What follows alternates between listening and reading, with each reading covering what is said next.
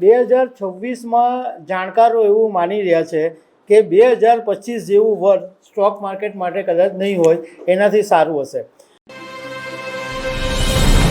વર્ષ 2025નો આજે છેલ્લો દિવસ છે અને આવતીકાલે 2026ની શરૂઆત થવાની છે.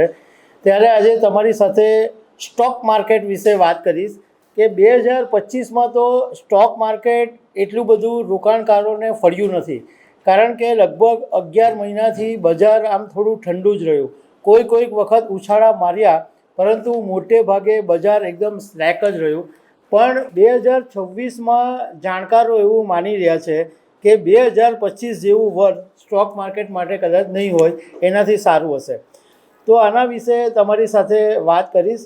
મારું નામ રાજેશ શાહ છે અને તમે જોઈ રહ્યા છો ગુજરાતના સૌથી મોટા ડિજિટલ ન્યૂઝ પ્લેટફોર્મ ખબરછે.com. સ્ટોક માર્કેટમાં રોકાણ કરનારા લોકો 2025માં મહદઅંશે નિરાશ થયા છે, કારણ કે ઓલ ઓવર લગભગ 8% જેટલું રિટર્ન સ્ટોક માર્કેટની અંદર મળ્યું અને એની કમ્પેરિઝનમાં સોના ચાંદીમાં અઢળક રિટર્ન મળ્યું. એટલે સ્ટોક માર્કેટમાં જે લોકો રોકાણ કરતા હતા એને 2025માં એટલો બધો ફાયદો નથી થયો, કારણ કે આખા વર્ષની અંદર શેર બજાર ખાસું ચાલ્યું જ નથી. 200 પોઈન્ટ વધે, 800 પોઈન્ટ ઘટે, એવું વધઘટ આખા વર્ષમાં રહી. અને હવે 2025 પૂરું થયું છે, ત્યારે એવી આશા લોકોને રહેશે કે 2026માં શેર બજાર કેવું રહેશે. તો અમે શેર બજારની સાથે સંકળાયેલા કેટલાક લોકોની સાથે વાત કરી છે.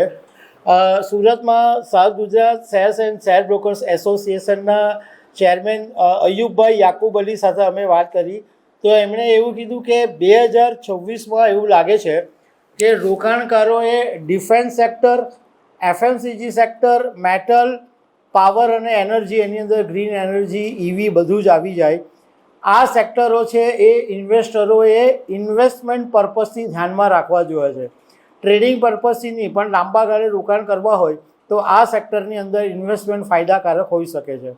એમણે એમ કીધું કે શેર બજાર એટલા માટે અત્યારે નથી ચાલતું, બીજા બધા કારણો કરતાં મહત્ત્વનું કારણ એ છે કે વિદેશી સંસ્થાકીય રોકાણકારો એટલે કે એફઆઈઆર છે એનું સતત સેલિંગ જોવા મળી રહ્યું છે. હવે જો એફઆઈઆરનું બાઇંગ વધારવું હોય તો ભારત સરકારે એવું પગલું લેવું જોઈએ કે કેપિટલ ગેઇન ટેક્સ છે એમાં છૂટ આપવી જોઈએ. જો કેપિટલ ગેઇન ટેક્સમાં છૂટ આપવામાં આવે તો એફઆઈઆરનું જે રોકાણ છે એ વધારે આવી શકે અને શેર બજાર ચાલી શકે. અયુબભાઈએ કીધું કે બીજું સૌથી મોટું કારણ એ છે કે અમેરિકાએ જે ટેરિફ નાખેલો છે એની અસર બધા જ સેક્ટર પર કંઈક ને કંઈક રીતના પડેલી જ છે. એટલે અમેરિકાનું જે આ ટ્રેડ ડીલ છે એનો કંઈક સારું નિરાકરણ આવે, કારણ કે ઘણા સમયથી વાત ચાલે છે કે ભારત અને અમેરિકા વચ્ચે ટ્રેડ ડીલ છે એનું કંઈક સારો રસ્તો નીકળી શકે છે. આ સિવાય અમે બીજા એક શેરબજારના નિષ્ણાત છે આશીષભાઈ લાકડાવાલા, એમની સાથે વાત કરી તો એમણે કીધું કે મને 2026માં 2 સેક્ટર બહુ સારા લાગે છે, એક ડિફેન્સ અને બીજું આઈટી સેક્ટર. એમણે કીધું કે નિફ્ટી અત્યારે 26,200ના લેવલ પર છે, તો 2026માં 28,000 સુધીના લેવલ પર પહોંચી શકે. અને 2026નું વર્ષ જો કોઈ બીજું કારણ નહીં આવે તો સારું રહેશે એવું લાગી રહ્યું છે. બીજું બજારના નિષ્ણાતોનું કહેવું એમ પણ છે કે 1 ફેબ્રુઆરી 2026ના દિવસે કેન્દ્રીય નાણામંત્રી નિર્મલા સીતારમણ બજેટ રજૂ કરશે અને આ બજેટમાં શું આવે છે એની પર ખાસી અસર રહેશે. ઘણી બધી જો છૂટ મળશે તો શેર બજારમાં ફૂલ ગુલાબી તેજી પણ આવી શકે.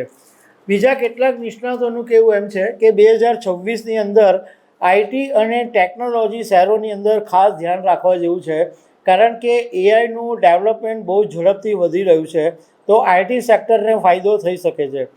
બીજું બેન્કિંગ અને ફાઇનાન્શિયલ સેક્ટરના જે શેરો છે એમાં ખાસ કરીને NBFC non banking finance company અને પબ્લિક સેક્ટરની જે બેન્કો છે એમાં ઇન્વેસ્ટમેન્ટ કરી શકાય.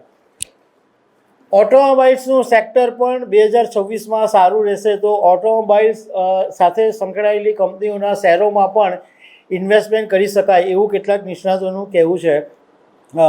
આ ઉપરાંત રિન્યુએબલ એનર્જી, ગ્રીન એનર્જી, આ બધી કંપનીઓમાં પણ ઇન્વેસ્ટમેન્ટ કરી શકાય. મેન્યુફેક્ચરિંગ અને ડિફેન્સ સેક્ટર અને ઇન્ફ્રાસ્ટ્રક્ચર અને રિયલ એસ્ટેટ આ બધી કંપનીઓના શેરોમાં પણ ઇન્વેસ્ટમેન્ટ કરી શકાય. અહીંયા ખબરછે.com તરફથી એક સ્પષ્ટતા કરી દેવા માંગીએ છીએ કે આ એક ન્યૂઝ છે એટલે તમારી સાથે શેર કર્યા. બાકી શેર બજારમાં રોકાણ કરતી વખતે તમારા સલાહકારની સલાહ મુજબ જ રોકાણ કરવું જોઈએ. તો દર્શક મિત્રો, આવી અનેક વાતો સાથે અમે તમને મળતા રહીશું. Thank you very much.